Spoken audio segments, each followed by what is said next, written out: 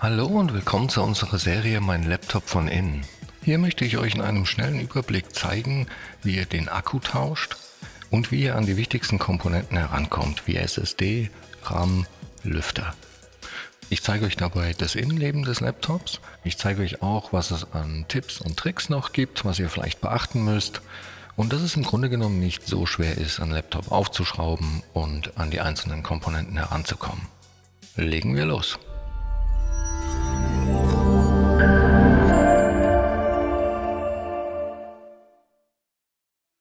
So, wir haben hier ein Medion Akoya und zwar ein P15647 und ich zeige euch auch gleich, wo ihr die Modellnummer finden könnt. Aber zuallererst stellen wir mal sicher, dass das Gerät nicht mehr mit dem Ladekabel verbunden ist. Die genaue Modellbezeichnung findet man bei diesem Gerät auf der Rückseite und zwar einmal hier, aber auch hier etwas besser zu lesen. Und ja, mit dieser Nummer findet ihr alle Ersatzteile speziell für dieses Gerät super leicht bei uns im Shop. Allgemein kann man zu dem Gerät noch sagen, dass ein Displaytausch relativ einfach ist. Man muss dafür nur den Frontrahmen abnehmen und kommt so an das Display direkt ran. Bei der Tastatur und auch dem Touchpad ist es allerdings so, die kommen zusammen mit dem Topcase. Das heißt, dafür muss man dann alles aus dem Gerät rausnehmen. Um das Gerät jetzt zu öffnen, muss man erstmal alle Schrauben lösen. Ich blende euch die auch im Bild ein. Und ich habe das jetzt hier auch schon mal gemacht. Und da ist es eben so, über jeder Schraube sitzt hier noch so eine kleine Gummiabdeckung, die man dann rausfriemeln muss. Ich habe jetzt eine Pinzette genommen, aber das geht auch mit einer Büroklammer. Und dann kommt man so an die Schrauben ran. Und ich nutze hier für alle Arbeiten ein Universalwerkzeugset. Und das ist super praktisch. Das sind nämlich alle gängigen Aufsätze direkt mit dabei. Und für die Kreuzschrauben hier nehme ich da ein PH0 als Aufsatz. So, dann zeige ich euch auch noch mal, wo die Geräteunterseite hier mit dem Gerät an sich verbunden ist. Und ich glaube, hier kann man das ganz gut sehen. Und diese Trennlinie ist gut sichtbar und die läuft einmal hier um das Gerät herum und dann auch hier auf der Rückseite. Zum Öffnen nehme ich hier einen dünnen flachen Metallgegenstand und dann versuche ich hier zwischen Gehäuseunterseite und dem Gerät reinzukommen und dann die Unterseite so ein bisschen nach oben zu hebeln. Und wenn das mal etwas lauter knackt und knirscht, dann ist das hier völlig normal.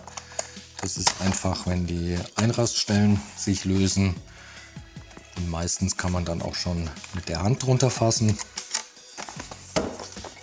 Und sollte das mal nicht so gut gehen, dann arbeitet man sich so einfach weiter um das Gerät herum. Und irgendwann kann man dann die Unterseite so ein bisschen abhebeln und einfach nach oben hin abnehmen. Ja, und so sieht dann das Gerät von innen aus. Bevor wir jetzt aber irgendetwas weiteres machen, trennen wir auf jeden Fall erst einmal den Akku vom Mainboard, dass das Gerät auch wirklich keinen Strom mehr hat. Und den Akku bzw. das Kabel und den Stecker sehen wir hier. Und den kann man jetzt in dem Fall nach hinten einfach rausziehen. Und damit das hier jetzt so ein bisschen friemelig ist, nehme ich den kompletten Akku einfach erstmal schon raus. Und der wird nur von diesen 4 Schrauben hier gehalten.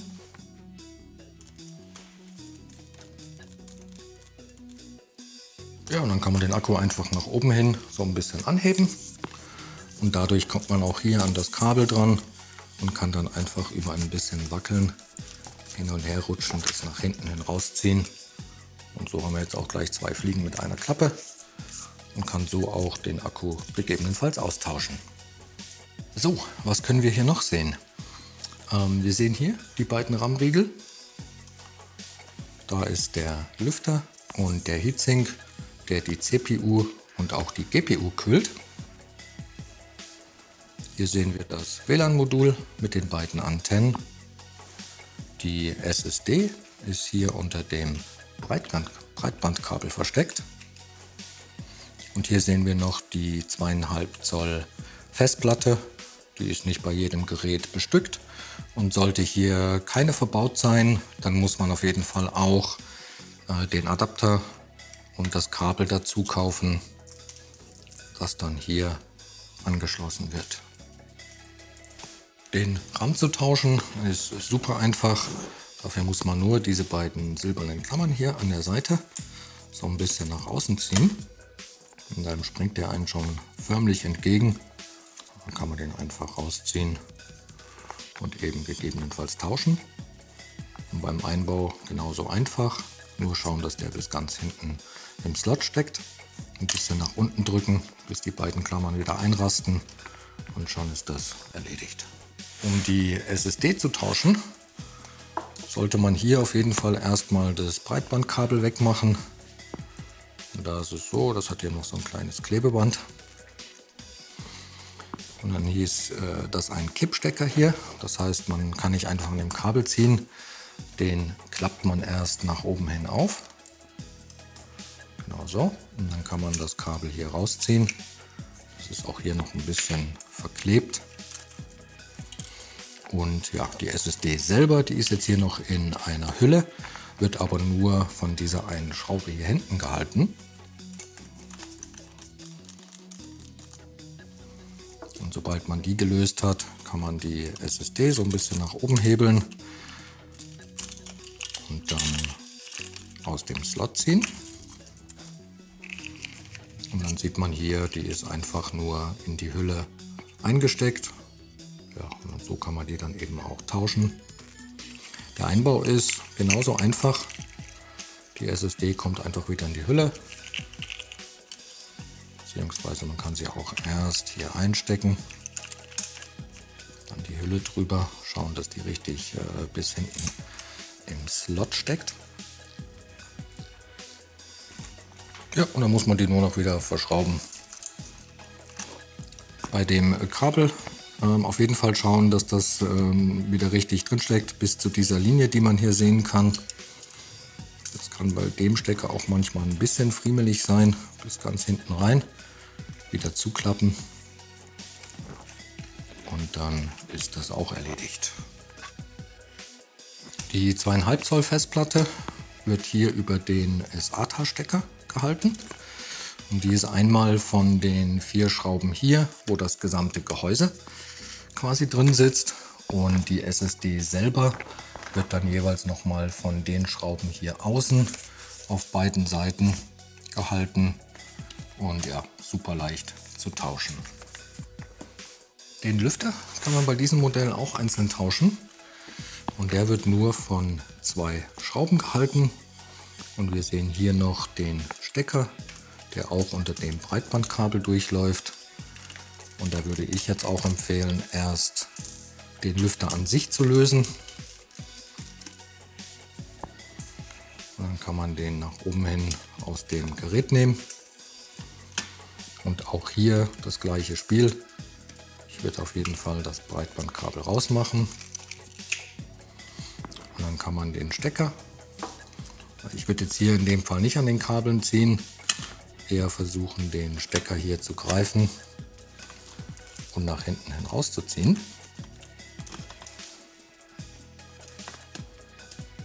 Genau so. Ja, und dann kann man sich auch merken, die Kontakte, die man hier sehen kann bei einem neuen Lüfter, die müssen beim Wiederverbinden nach oben zeigen. Und hier würde ich es genauso machen in umgekehrter Reihenfolge. Ich würde erst den Lüfter wieder verbinden unter den WLAN-Kabeln. Und hier einfach schauen, dass der wirklich komplett drin sitzt. Dass da keine Lücke mehr zu sehen ist. Das sieht man hier, glaube ich, ganz gut. Und dann muss man den Lüfter nämlich nur noch wieder zurück auf die Gewinde legen und verschrauben.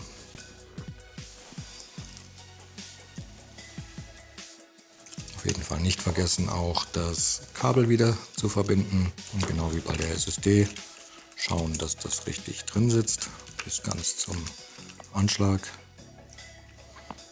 Stecker wieder runter machen und ja, so schnell geht das. So, beim Akku würde ich auch empfehlen, erst das Akkukabel wieder zu verbinden. Das kommt hier rein und auch das ist manchmal ein bisschen friemelig. Und dann legt man den Akku einfach wieder, der hat hier auch so kleine Hilfsausbuchtungen, auf die Position. Muss den dann nur noch verschrauben und super einfach hier. So, die Gehäuseunterseite legt man jetzt einfach wieder auf das Gerät und drückt die nach unten hin fest. Und da kann man ruhig feste drücken, auch in der Mitte. Da sind überall Einraststellen. Ich gehe dann am Ende auch einmal noch um das Gerät herum und schaue, dass wirklich nirgendwo mehr eine Lücke zu sehen ist. Und ja, dann braucht man nur noch alles wieder zu verschrauben und ist damit schon fertig. So, ich hoffe, das Video hat euch weitergeholfen. Wenn ihr noch Fragen oder auch Anregungen habt, lasst uns gerne einen Kommentar da. Und dann wünsche ich euch viel Spaß beim Schrauben. Bis zum nächsten Mal. Ciao.